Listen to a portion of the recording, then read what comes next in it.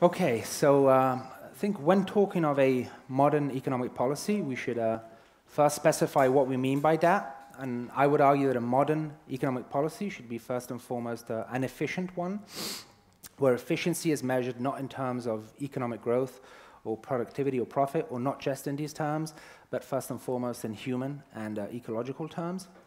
In this sense, generally speaking, an efficient economic policy from a progressive standpoint is one that improves the material and psychological conditions of as many people as possible, that puts individuals in a condition of expressing their potential to the fullest, and most importantly of all, given the massive ecological challenges that we face, that makes all this compatible with the continued survival of biological life on the planet. In other words, an efficient economic policy is one in which the economy is articulated in terms of advancing public well-being and maximizing the potential for all citizens within the limits of environmental sustainability, which means it's an economy which serves us and the planet and not the other way around. Now, I think there's little doubt that the current economic system is dramatically failing in all these respects. Not only do millions of people continue to suffer the plight of unemployment, poverty, social exclusion, etc., resulting in a colossal waste of human potential, even in the richest countries in the world, particularly in Europe. But the current economic system is also literally destroying the planet that we depend on for our survival. And there are a number of reasons why this is the case, most importantly the fact that there are powerful economic interests that benefit from the current system. However, given the topic that we're discussing here today, I will focus on another aspect, which is at least as important, I think, and that's the role of mainstream economic theory in sustaining and ideologically justifying the current system, as well as hindering the development of radical alternatives. And I think a great example of this is a statement that was made a few weeks ago by the European Commission Vice President, Valdis Dombrovskis, at the One Planet Summit on Climate Change in New York. And so after making the usual remarks about how the world is at 2 minutes from midnight and how this is our last chance to save the world and how, of course, Europe is committed to leading the fight against climate change, Dombrovskis then said that in order to meet its Paris targets, Europe needs around 180 billion euros in extra yearly investment over the next decade, so 1.8 trillion euros in total. However, he argued that this was too much for governments and EU institutions alone to put up, which is why he expressed a hope that private capital will help finance the fight against climate change and the transition to a greener economy.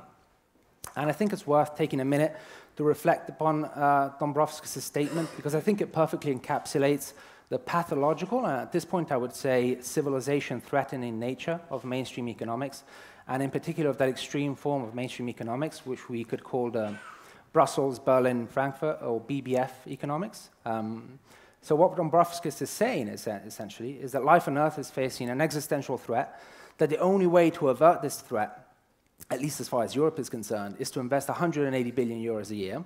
Though, of course, the outcome depends also on what our countries do, but that's a different matter. But he's also saying that we should all be prepared for millions of people to be displaced and for thousands, if not millions of people to die as a result of drought, extreme weather, energy wars, and so on, which is what even mainstream institutions now predict if we don't change course. And in the long term, essentially, for humanity to go extinct, because that's what's going to happen if we don't radically alter our production and consumption systems. And so while Dombrovskis is saying that we should be ready for all this to happen, because we likely won't be able to find the money needed to avoid this dramatic outcome.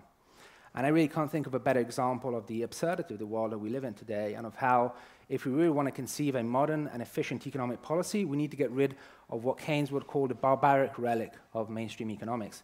Now, leaving aside the issue of money creation for a moment, which has already been mentioned in previous panels, and even assuming that the only way governments have to raise this much-needed money is by issuing debt to private markets, which, as we will see, is not the case. Let's just consider this to put things into perspective. In the 3 years following the financial crisis, the world's governments injected into the financial system between 12 and 15 trillion dollars, of which 4.6 trillion euros were contributed in the European Union alone. I think Germany alone spent around 500 billion euros to save its banks. So essentially, in the aftermath of the financial crisis, Europe spent about 25 times as much money as would be needed every year to avert disastrous climate change. So let's take a moment to digest that. 25 times more money spent on saving the banks than what would be needed every year to save the world, essentially, according to the Commission's estimates.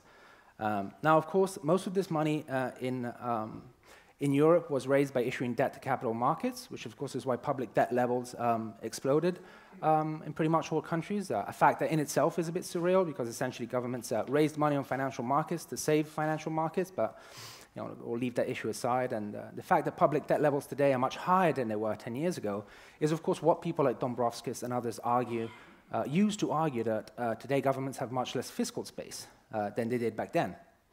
Now, the problem with that statement is that it doesn't make much sense because, as other speakers have said today, not only is the notion of what constitutes an excessive deficit or debt to GDP limit is extremely arbitrary, but more fundamentally because the notion that the only way governments can find the money they need to save the world, so to speak, is by issuing debt to private markets is based on a profoundly flawed idea of how money works in modern monetary systems.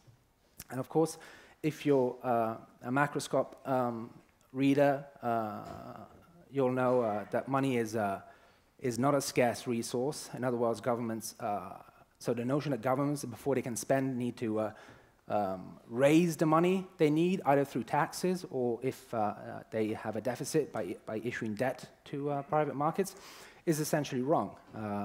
Although this usually leads to the conclusion that governments have to live within their means, since ongoing deficits will inevitably result in an excessive accumulation of debt, which in turn is assumed to be unsustainable in the long run.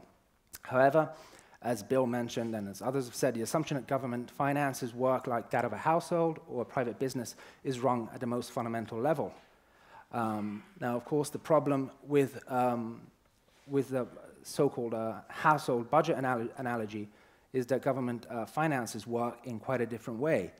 A crucial consequence of the fact that we live in fiat monetary systems today is that governments that issue their own currency, what we call monetarily sovereign governments, don't have to fund their spending. So technically, they don't need to raise money through taxes before they can spend, and that's because they can create the necessary money out of thin air. And as Bill said, this is something that happens on a daily basis. As part of its quantitative easing program. For example, the ECB in the past 3 years, more or less, has created about more than 2 trillion euros. Money that was created out of nothing, of course, out of thin air, so to speak. So that's more than would be needed to finance 10 years of anti-climate change policy, according to the European Commission's estimates. Of course, another consequence of fiat monetary systems is that monetarily sovereign governments can issue debt in their own currency can never run out of money or become insolvent. And I won't go too much into this because it's already been mentioned. I'll just state that this is something that is even acknowledged now by mainstream institutions.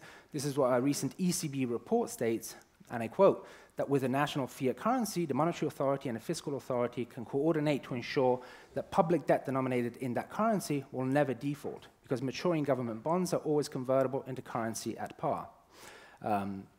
Again, the case of Japan has been mentioned, a country that has a debt-to-GDP ratio of about 250%, which not only is not subject to speculation by financial markets or considered to be on the verge of default, but where the central bank has recently announced that it will buy up the country's public debt indefinitely in order to keep interest rates at zero for as long as it deems necessary. And keep in mind that the Japanese central bank already owns about 50% of the country's public debt.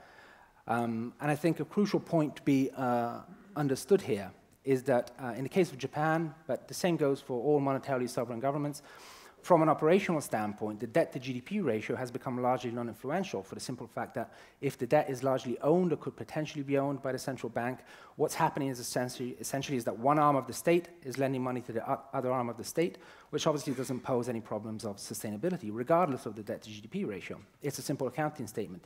It's what we could call fictitious debt. In fact, sovereign governments, from a fiscal standpoint, don't even need to issue debt in order to finance government deficits. The government can simply spend by having a central bank credit the accounts of the recipients of public spending in their private bank accounts and debiting the government's account at the central bank. Now, this option is known as overt monetary financing, or OMF, and it's what in our book we advocate as the most modern, efficient way to finance, to approach government spending. And in fact, as radical as it may sound, since 2008, as a reaction to the post-crisis global recession, this idea has been endorsed by a number even of mainstream economists, including Martin Wolf at the Financial Times, Paul Krugman, and many others.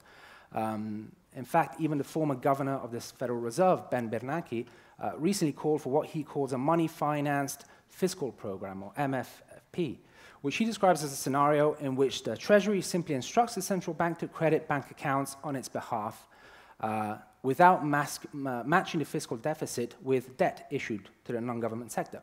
So you would have an increase in government spending without a corresponding increase in public debt. And he says this idea would be appealing because it would stimulate the economy, and I quote, even if existing government debt is already high and or interest rates are 0 or negative. And again, this is not just in theory, even though it's backed by some very respectable economists, such as Bernanke himself. In fact, this is how a number of states throughout the West operated until the 1970s and 1980s. The Bank of Italy, for example, up until 1981, was allowed to directly monetize up to 15% of the government's deficit. And thanks to this, was able to keep its debt-to-GDP ratio under control for many years. And more in general, research shows that up until the 1970s, in the West, around 40 to 50% of government debt, on average, was directly or indirectly funded by domestic monetary institutions, namely the central bank and domestic commercial banks, many of which were publicly owned and which were obliged by law to buy a certain amount of government debt. And this was not only the period in the 20th century that is associated with greatest levels of growth and lower levels of unemployment, it's also the period that's associated with the lowest levels of debt to GDP ratios in the 20th century. So it's only after central banks were made formally independent of governments in the 1980s, with governments choosing to allow markets to set interest rates, that public debt levels started rising, and Italy is a great case in point. So once we understand how modern currency issuing states operate, we can also appreciate that the widespread belief that governments lack the money to provide high-quality infrastructure or welfare, or for that matter to invest massively in an ecological transition program to offset climate change is simply ridiculous. As has already been mentioned, there are constraints even to monetarily sovereign governments. These are inflation, if spending outstrips the capacity of the economy to absorb that spending, although in countries, as many European countries are, that face high levels of labor and industrial underutilization, there's a wide margin for intervention without hitting the inflation limit, and number two, real resources. And of course, number three, the external balance to a certain extent, which has been mentioned in the previous panel. I think the point about resources is very important because it shows that the only real constraint that we have in tackling the ecological crisis are the human and material resources that are needed to address the problem. It's the famous answer Keynes would give whenever people asked him how he planned to finance the large-scale housing projects that he was proposing in the 1940s, and to which he would reply, do you mean there aren't enough bricks and mortar and steel and cement in the UK today, that there isn't enough labor, or perhaps that we don't have enough architects? And of course, that was not the case, but the same is true today. So the question we should be asking ourselves when approaching the ecological crisis is, do we have the technology to tackle climate change? Do we have the human capital? Do we have the material resources, the bricks and mortar that Keynes spoke about? It's not about money. So really understanding the fundamental reality of modern economics is literally crucial, I would say, to the survival of the planet today, because if we don't understand that money is not a scarce resource, we're never going to be able to develop an alternative to the current system. And of course, as has been said, the problem is that this doesn't apply to countries that are part of the Eurozone, which effectively use a foreign currency. Much like a state government in the United States or Australia, Eurozone countries borrow in a currency which they don't control. They can't set interest rates, nor can they roll over debt with newly issued money, which means that unlike currency issuing countries that issue debt in their own currency, they do face the risk of default. As a recent ECB report reads, although the euro is a fiat currency, the fiscal authorities of the member states of the euro have given up the ability to issue non-defaultable debt. This is the ECB saying it. And so the spending capacity of euro area countries is indeed largely reliant on tax revenues and on the goodwill of the ECB, so to speak, and on their ability to issue debt to private markets, which also depends on the goodwill of the ECB. And as Paul de Grauw said a while ago, this situation is reminiscent of the situation of emerging economies that have to borrow in a foreign currency. And so in this sense, I find it surprising that the debate on the euro continues to be largely focused on the economics of monetary union, which are of course important and which I consider to be very nefarious, when in fact the main problem from my perspective is political, meaning that ultimately it's a question of democracy. As the great British economist Wayne Godley wrote in 1992, when the UK was debating whether to enter monetary union or not. And I quote, he said, "The power to issue its own money, to make drafts on its own central bank, is the main thing which defines national independence. A country that loses or renounces that power effectively acquires the status of a local authority or colony. Local authorities and regions obviously cannot devalue, but they also lose the power to finance deficits through money creation, while other methods of raising finance are subject to central regulation, meaning subject to the discretion of the ECB. Nor can they change interest rates. As local authorities possess none of the instruments of macroeconomic policy, their political choice is confined to relatively minor matters of emphasis. A bit more education here, a bit less infrastructure there." End of quote. And so in other words, what Godley was saying is that by adopting the euro, member states have effectively acquired the status of local authorities or colonies.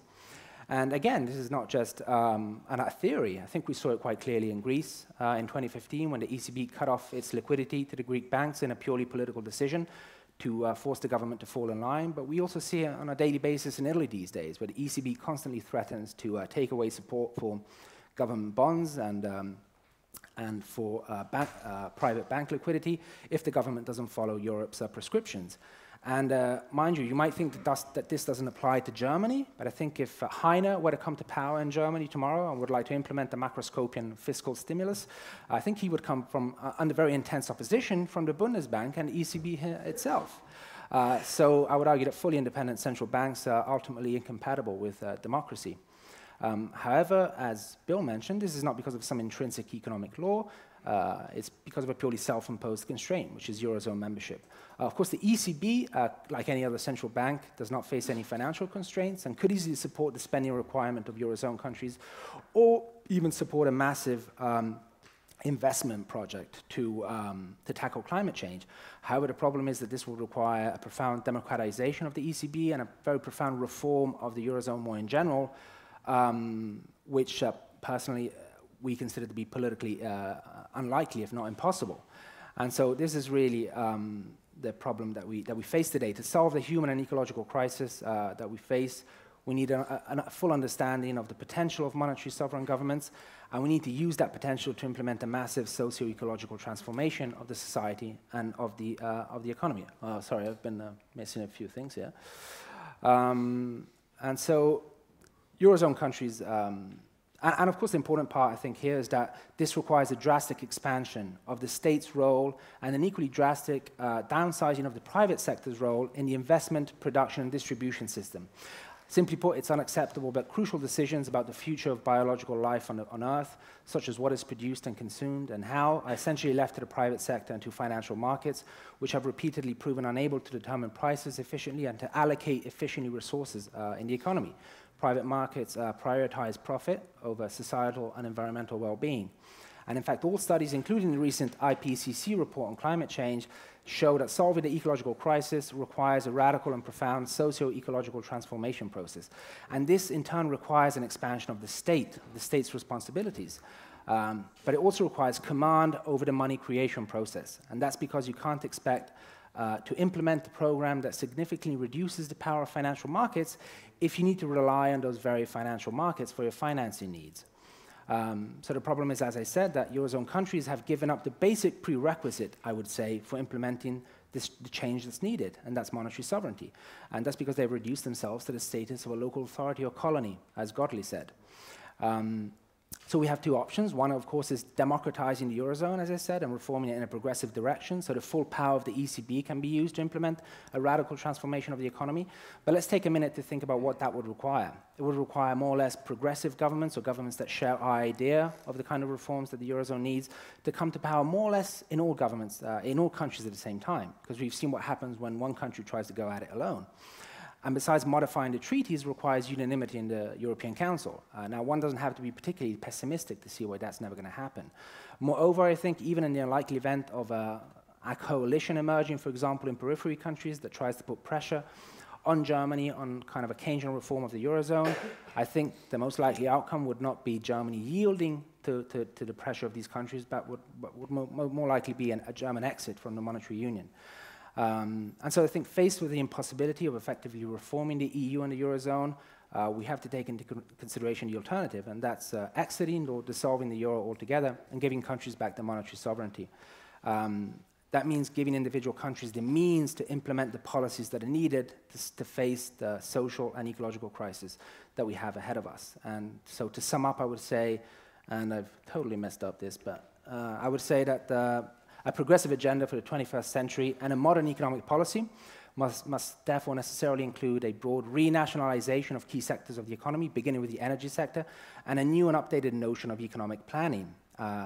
And the only agent that can implement these policies is the state. And that's not because the state is special in some way, but because it's the only institution through which we as citizens can have a say in the social and economic system that we want to live in through the democratic process. We as citizens have basically no say whatsoever over markets.